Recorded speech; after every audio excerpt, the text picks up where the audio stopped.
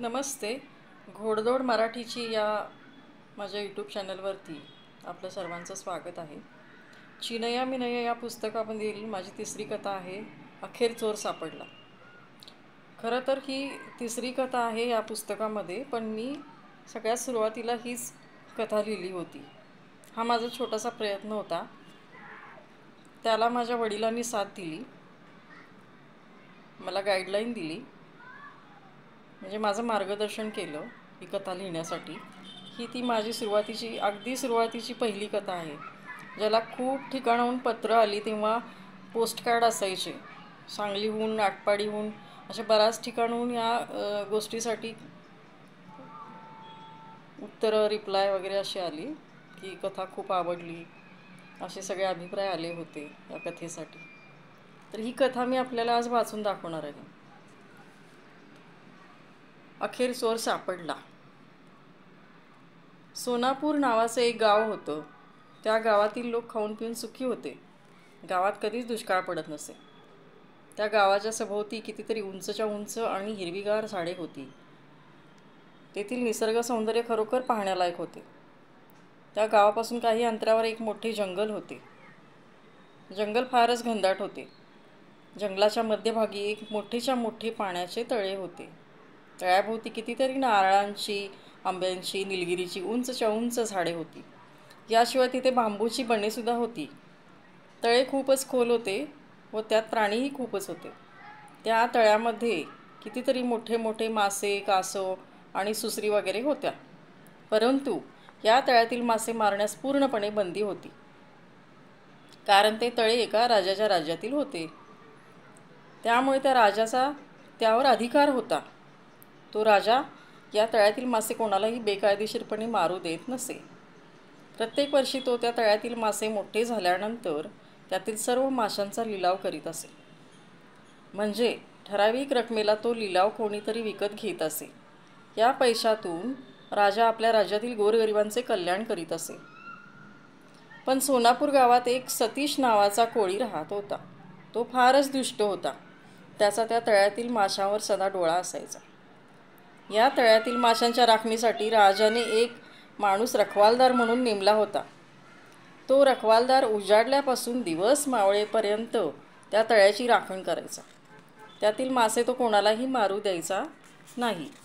तसेच तो स्वतःही चुकूनसुद्धा एकही मासा मारून घरी आणायचा नाही. वर्षाच्या शेवटी तळ्यातील माशांचा लिलाव करण्यापूर्वी राजा अधूनमधून त्या तळ्यातील माशांची पाहणी करायचा. त्यातील मासे केवढे मोठे झालेत हे पाहायचा. अशीच एकदा राजाने त्या तळ्यातील माशांची पाहणी केली, तर त्या तळ्यात त्याला एकही मोठा मासा नसल्याचे समजले. तो वर्षाचा शेवट होता. मागच्या लिलावाला आता जवळजवळ 1 वर्ष होत आले असून ताब्यात एकही मोठा मासा कसा सापडत नाही, याचे राजाला आश्चर्य वाटले. त्याने कोळ्याला पुन्हा पुन्हा जाळे पाण्यात टाकायला सांगितले, पण त्या जाळ्यामध्ये मोठ्याऐवजी एक फार छोटे छोटे मासे येऊ लागले. हा काय प्रकार आहे, राजाला काहीच कळेना. मग राजाला त्या रखवालदाराची शंका आली. त्यानेच त्या तळ्यातील मासे मारून चोरून विकले असावेत, असे राजाला स्पष्टपणे वाटू लागले व राजाने त्याच्यावर तसा आरोपही ठेवला. व त्याची भरपाई म्हणून त्याने त्या रखवालदाराचे घरदार व शेतीवाडी जप्त केली. त्या रखवालदाराला फार वाईट वाटले, कारण त्याने तसे केलेलेच नव्हते. तो प्रामाणिकपणे रखवाली करत असे. त्याने खऱ्या चोराचा शोध लावायचे ठरविले. रात्री कोणीतरी चोरून मासे मारत असावा अशी त्याला शंका आल्याने त्याने रात्रीची त्या तळ्यावर पाळत ठेवली. रात्रभर तो डोळ्यात तेल घालून राखण करू लागला. त्याला कशाचाच सुगावा लागत नव्हता. झाडांची सळसळ, पाण्याची खळखळ झाली की तो दचकून इकडे तिकडे पाहायचा. आणि तसं करता करता एके रात्री त्याला तो चोर सापडला. त्यावेळी रात्रीचे 12 वाजून गेले होते. सर्वत्र काळाकुट्ट अंधार पसरलेला होता आणि एक कोळी मशालीच्या उजेडात तळ्यात तराफ्यावरून जाळी टाकून मासे पकडताना दिसला. चोर सापडल्याने त्याला खूप आनंद झाला.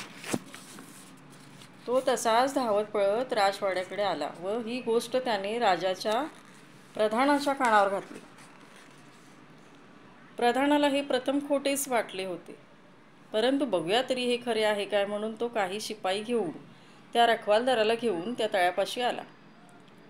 आणि काय, खरंच तळ्यात कुणीतरी मासे मारताना त्याला दिसलं. प्रधानाने दबक्या पावलाने जाऊन किनाऱ्यावरच्या झाडाच्या मागे आडोसा घेतला. रखवालदारही तिथे गेला आणि त्या चोराची नाव किनाऱ्याला लागताच पुढे धाव घेऊन प्रधानाने त्याला पकडले व बेदम मारून राजाजवळ नेले. पण चोर फारच उद्दाम होता.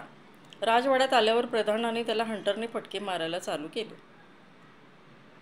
5-6 फटके खाल्ल्यावर आपणच तळ्यातील मासे रात्रीचे चोरून मारल्याचे त्यांनी कबूल केले.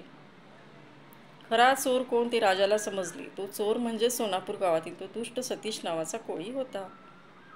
त्यानंतर राजाने सतीशला हद्दपारीची शिक्षा सुनावली व त्या रखवालदारावर उगीचच चोरीचा आळ घेतल्याबद्दल त्याची राजाने क्षमा मागितली आणि त्याच्या शेतीवाडीपेक्षा दुप्पट शेतीवाडी व राहायला घर राजाने त्याला बांधून दिले. रखवालदार प्रामाणिक होता म्हणून त्याला ते सर्व मिळू शकले, हेही तितकंच खरं आहे. तर कथा कशी वाटली अभिप्राय कळवा. धन्यवाद.